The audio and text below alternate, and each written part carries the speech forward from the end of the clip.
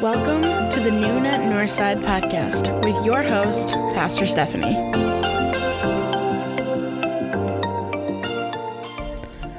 Well, welcome back, everybody. I'm super excited to be getting started with this new month. We're in the month of February, and for those of you who took a look at our 2022 topic list, you'll know that in the month of February, we're getting started on a topic called spiritual disciplines. I was really excited that last month we got to, wrap up our topic on trauma, but I'm also excited because, one of the things, with, dealing with trauma, like we have been talking about, is that it takes a lot of hard work. There are a lot of, not just like steps that we have to take in order to deal with trauma, but there are tools recommended for dealing with trauma. There are coping mechanisms, there are therapeutic techniques, there are things that help us deal with trauma and help bridge the gap between, people who have been traumatized and those who haven't necessarily been as traumatized.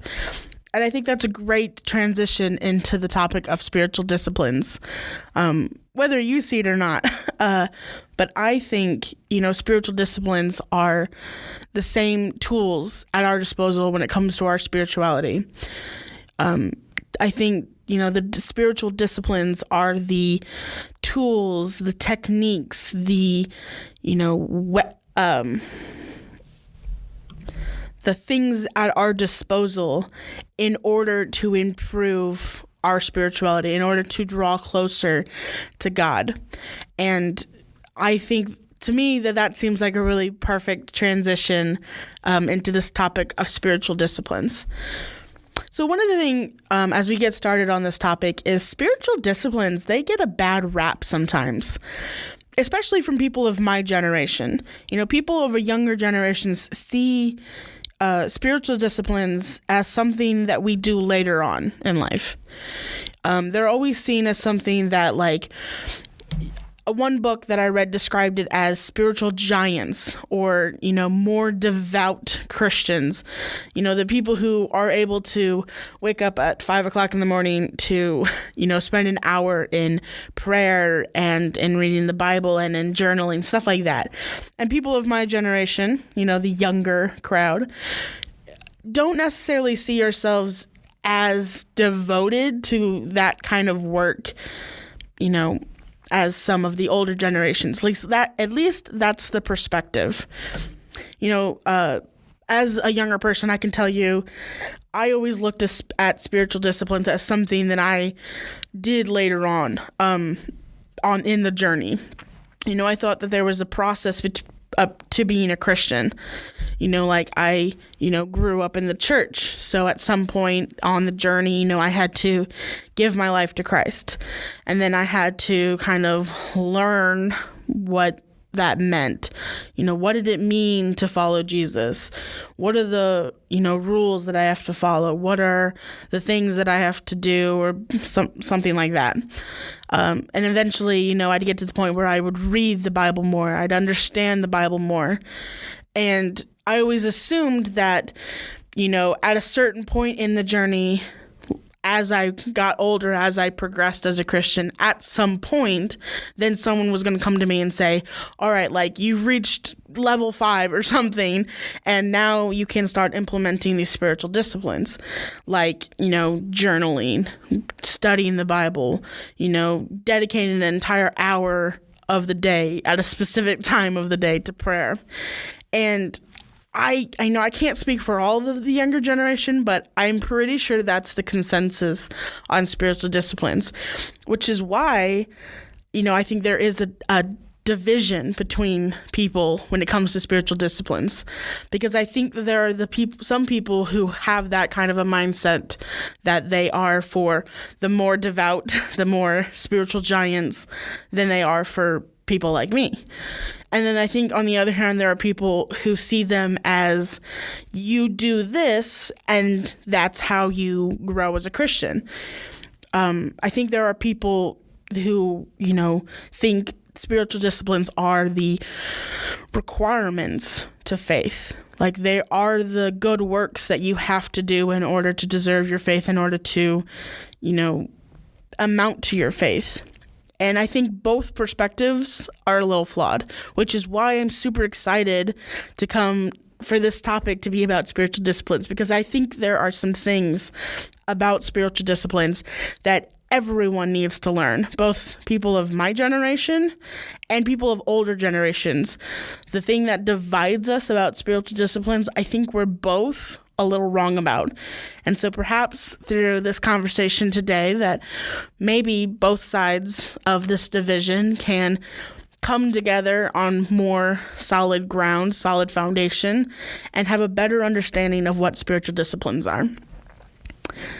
So, as we're getting started here, I want to make the first statement here is, I'm not an expert in spiritual disciplines.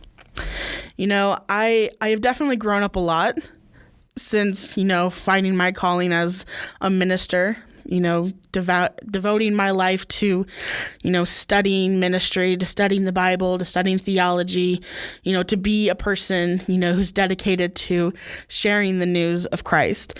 I've grown a lot since the young kid version of me who thought that there were like a checklist of things I'm supposed to do throughout my life. But I'm still not an expert on any of this. There's always room for me to grow. There's always room for everyone to grow. And, with, dealing with this topic this month, I've been, doing some research on spiritual disciplines, reading up on some things. And I think I've learned a little bit more about spiritual disciplines, which is why I'm super excited to share it with all of you guys. One thing I want to say is, because I'm not an expert, I'm really looking for other people to kind of share their input. So if you're listening to this right now, I really want to encourage you to get onto the Facebook page and drop a comment, because I would love to hear your perspective on spiritual disciplines, so that I myself can learn a bit more, but also that other people can learn a little bit more about spiritual disciplines. What do you think they are? How do you think they work? After you listen to this entire, episode today, maybe there's something that you heard that was new. Maybe there's something that you learned. So you can share that and, let everyone else know, hey, this is how I've been thinking, but, maybe I'm starting to learn something new. So feel free, please. I'm encouraging you to get on the Facebook page and drop some comments as we go through this episode.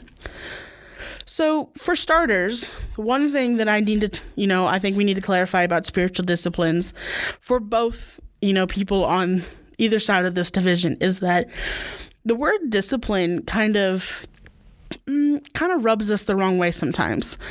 I think people have different understandings of what that means, and based on the understanding of what discipline means, it changes what we think spiritual disciplines are. It changes how we approach them and why that they're important. So for starters, discipline, especially when it comes to spiritual discipline, does not necessarily mean these are rules or requirements. I think there is a lot of people in, probably both generations, the older generation and the middle generation, the younger generation, any generation. I think there are people who look at spiritual disciplines as these are the rules that I'm supposed to follow. Like, I'm supposed to go to church on Sunday mornings and sing some songs. I'm supposed to dedicate some time every day to prayer. I'm supposed to read my Bible and journal something about it. I'm supposed to take some time in silence, and so on and so forth. You can really find any of the spiritual disciplines, and there are people who tell themselves, I'm supposed to do these things. Like, it's a checklist in order to grow. Like, if I'm going to get from point A to point B, like, I have to do these things in a certain way at a certain time. And that's not really the truth. Because, the Bible does tell us that, faith is all it takes. Like, there are no good works that can amount to earning or deserving the grace from God. Faith is all that is required. But faith without works is dead. And so there's a fine line between, am I doing this because I think I have to do it in order to earn God's grace and salvation? Or am I doing this discipline because my faith is pushing me to be better?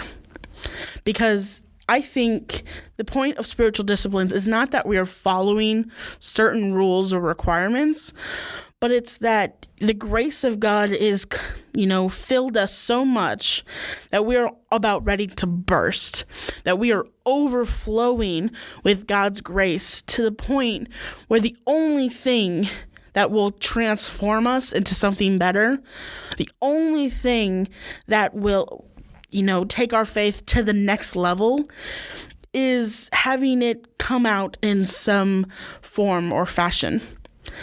That it's pushing through us, and all that we can do in response to that is good works. That we are being transformed to the point that everything we do is now being transformed to look more like Jesus, to be more like Jesus. See, willpower and discipline on its own is never going to be enough to transform us. It's not enough to make us grow if we think I can just power through it if I just do it every single day like I'm supposed to, and all of a sudden everything's going to be perfectly fine. That's not how it works. The cool thing about spiritual disciplines is that they're what comes out of us after we've been transformed.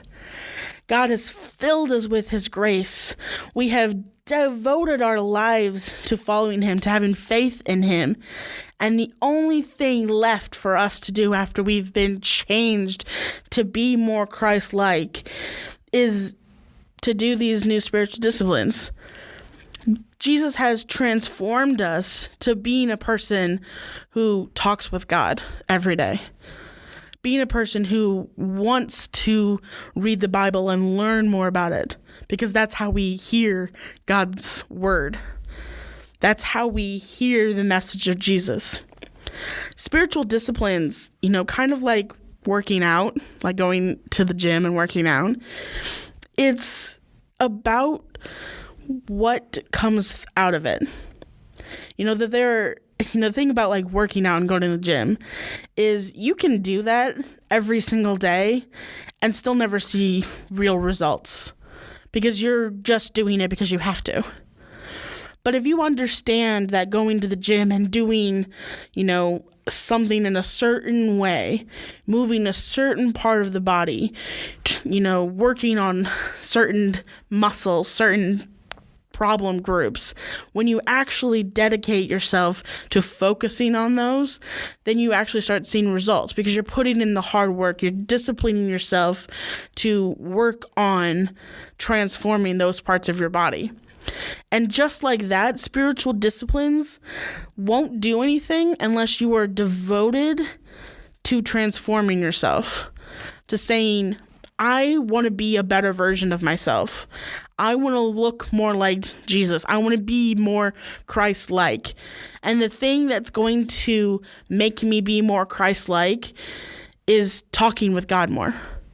Then my spiritual discipline is going to be praying to God every single day. It's going to overflow from me. And the only way for it to overflow is to spew out of me it through prayer, or to spew out of me through worshiping in song, or whatever your preferred spiritual discipline is. It's going to explode from us because that's the only way it's going to come out of us, because we're being filled with God that much. One of the things about disciplines is it's supposed to be something that we dedicate ourselves to. The old style of spiritual disciplines was that they were fixed rhythms for us to go through, because that made it easier to resist temptations. It made it easier to avoid, heresy and false teachings by saying we're going to do worship, we're going to do disciplines in a certain way. You take a look at like the Catholic Church, who has a planned set liturgy as they go throughout their Mass. And they do that because, the idea was that spiritual disciplines are something fixed. There's something that can make it easier. But, the way I think of it is it's not so much about making life easier or making our faith easier. It's that our faith is so extreme that all we have left is worshiping God. That we should want to worship God because we're filled with His grace so much. I think spiritual disciplines need to go from being a requirement to simply being what's left over. What is, the outcome of wanting to be closer to God? There's a level of responsibility in this on our part. There is a level of saying, I want to be so close to God that I'm willing to do whatever it takes to get there. It's not a requirement. It's something I desire to do. I'm not being forced to partake in spiritual disciplines. I need to do that. I want to do them. That there is a responsibility in getting better. See, you don't get well if you don't want to have the responsibility that comes with wellness, that comes with being better. We don't transform ourselves into Christ-like people unless we want to put in the work to be Christ-like people. God laid it all right out in front of us and said, here's what it takes. Here are the things that you can do to follow me if you want to follow me. If you want to follow me, if you dedicate your life to following me, these are tools at your disposal. Here it is. I'm laying it out in front of you. And then this responsibility is now on us to look at the tools placed in front of us, the disciplines placed in front of us, and say, I want to draw closer to you. And so I'm going to do whatever it takes to put in the hard work to draw closer to you. I'm going to dedicate myself to prayer because that's how I talk with God. I'm going to dedicate myself to reading the scriptures because that's how I hear your message. I'm going to dedicate myself through worship because that is the only way for me to fall into your arms and say, I give you everything. Take it, use it, do what you need done. Let your will come through. And I am a tool for you, God. That's what worship is. That's what the purpose of worship is. It's not just something we do because someone said at some point, do it. It's our response to God's invitation in our lives.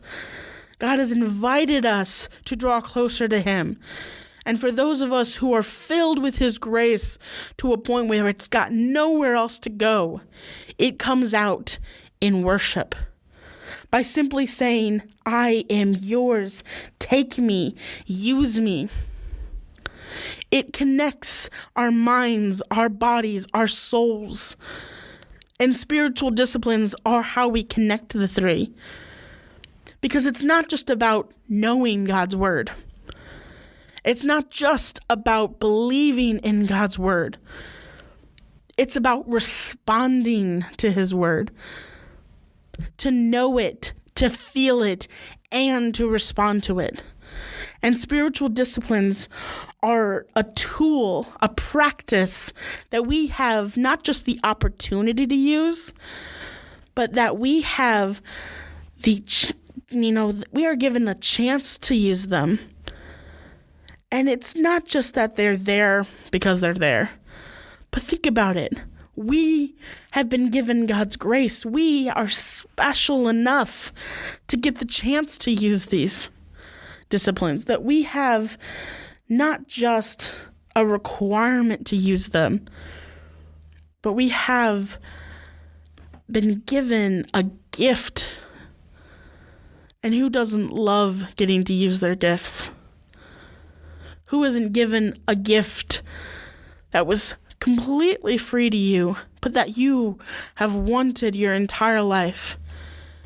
Who wouldn't say, I'm going to use as much of this as I can get my hands on? Because I'm telling you, I have been given some gifts before in my life.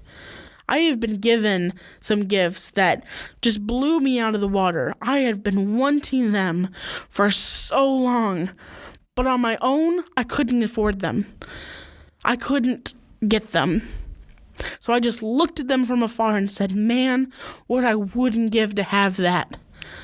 And then somebody gave it to me who had the means to get it for me. And they handed it to me and said, here you go. I require nothing from you for me to give this to you. And I can tell you right now, I looked them dead in the face and said, I am going to use this till it breaks. I'm going to use this till it's gone. I'm going to use it to everything it has. And there isn't going to be a single part of it wasted. Now imagine if we take the exact same mindset and apply it to being like Christ-like, to the gift that God has given us. God looked us in the face and said, I require nothing from you for me to give you grace and mercy and salvation, something that you couldn't get on your own, that nothing you ever did or ever will do would earn you salvation, but I'm giving it to you anyways. Here you go. Here's your gift. So who wouldn't want to take that gift and say, I am not wasting this, that I am going to use this completely. I'm going to use it to the point where my fingers bleed, where my heart is exploding with joy and love, to the point where I am going to use it and share it with the world so that it's not wasted, so that this opportunity is not lost on me. And spiritual disciplines are how we do that. They're the tools we use to take the gift of salvation and share it with the world, to let it grow in us so that it's not wasted. There's a quote from one of the books that I was reading that I really think says something about this. It says, it is not spiritual disciplines per se that transform us into the likeness of Christ. Without the work of God's Spirit within us, practices guarantee nothing. But when we take that and we take what the Spirit has been given us and we combine them, there is an endless possibilities in front of us. No spiritual disciplines won't give you what you want. They won't get you where you want to go on their own. But when we use them so that the gift of God is not lost on us, it's not wasted, imagine where we can be taken.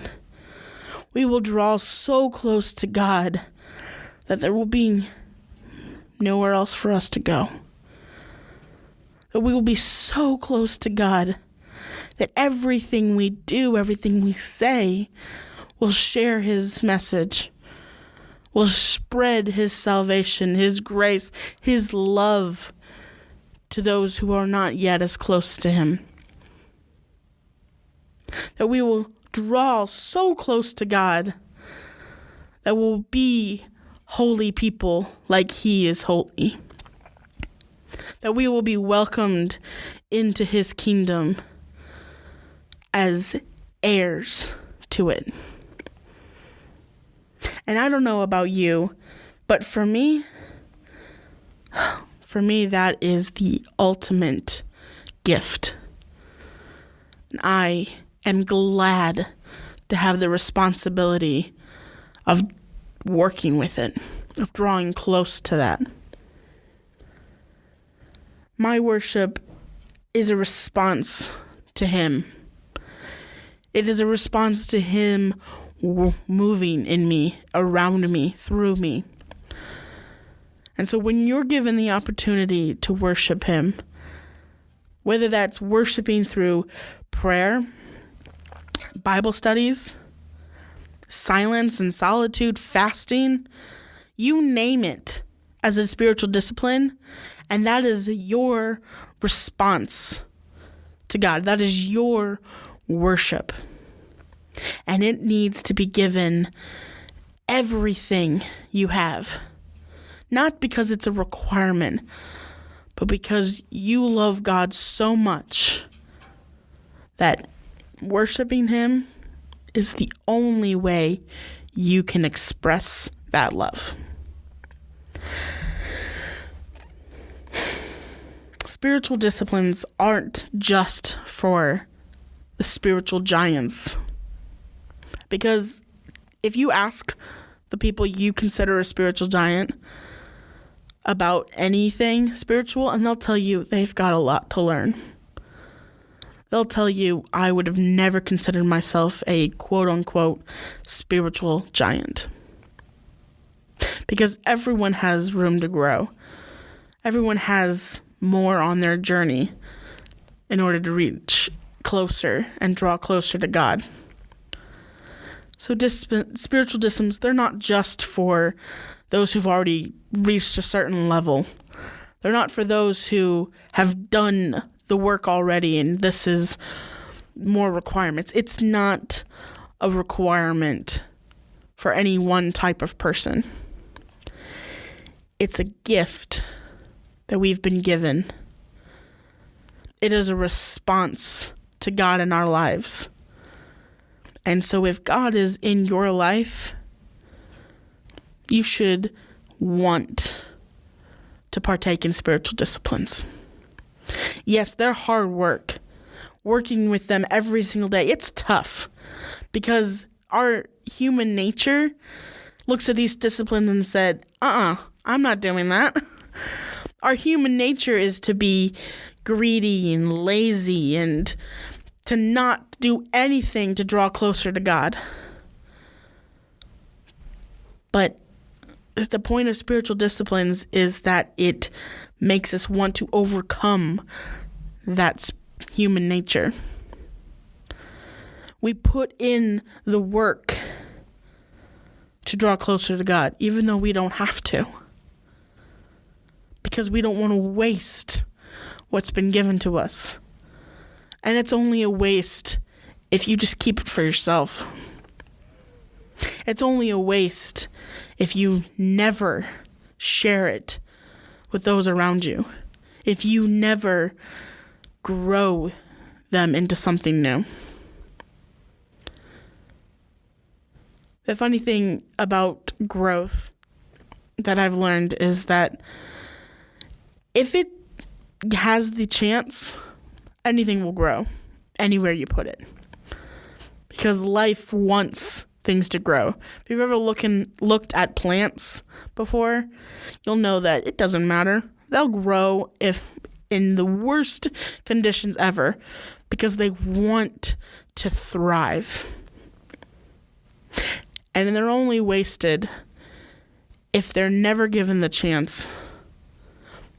But the good news for us is we've been given the chance. So if you want to thrive, thrive. Well, that's all I've got for us today. We're going to have a guest speaker come in 2 weeks who's going to continue this topic of spiritual disciplines.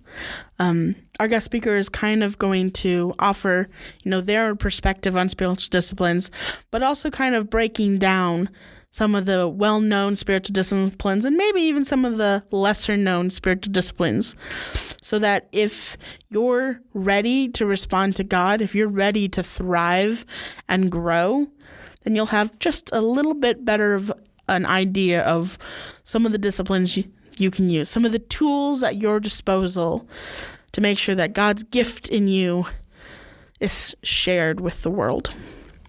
I'm really excited about this, so make sure you come back in 2 weeks to hear what our guest speaker has to say. I think it's going to be really great. If for anyone who maybe wants a little bit of a head start on the topic in 2 weeks, a couple of book recommendations that you can look at are The Celebration of Discipline. That's a really great book. We've got it in our church library, and we've had a couple of classes on it before. Another one is just the Spiritual Disciplines Handbook. I just received this a couple weeks ago from Pastor Dallas, and it was a great book. It was a great read. So take a look at that, because it's got a ton of spiritual disciplines in it for you to read up on, understand them, and it really does help you understand how the work of your desire works into these, so that they're not just requirements. There's something you want to do. So make sure you take a look at that if you want to. But then, like I said, come back in 2 weeks. Join us for the conversation with our guest speaker. And don't forget to post your comments on Facebook. So then, until then, I will see you guys later.